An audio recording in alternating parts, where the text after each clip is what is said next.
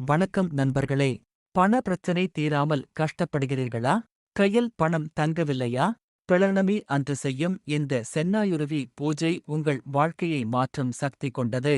இந்த பூஜையை சரியான முறையில் செய்தால் பண தடைகள் நீங்கி வியாபாரம் வளர்ச்சியடைந்து பணம் வந்து கொண்டே இருக்கும் என்று ஆன்மீக ரகசியங்களில் கூறப்படுகிறது.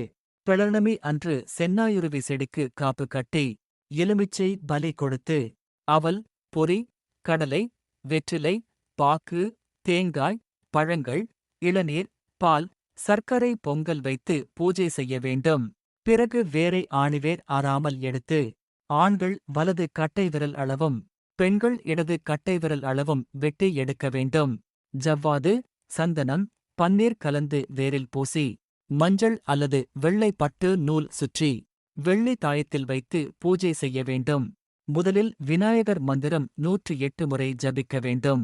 ஓம் நமோ சித்தி விநாயகாய சர்வகாரிய கர்த்ரே சர்வவிக்ன பிரசமனாய ஸ்ரீம் ஓம் ஸ்வாஹா. பிறகு தனதாயட்சணி மந்திரம் 108 முறை ஓம் ஐம் ஹ்ரீம் ஸ்ரீம் நமக. இந்த தாயத்தை பர்ஸ், பூஜை அறை அல்லது கையில் வைத்தால் பணவரவு அதிகரிக்கும் என்று நம்பப்படுகிறது. இந்த மாதிரி ஆன்மீக ரகசிய வீடியோக்களுக்கு லைக், ஷேர், சப்ஸ்கிரைப் செய்ய மறக்காதீர்கள்.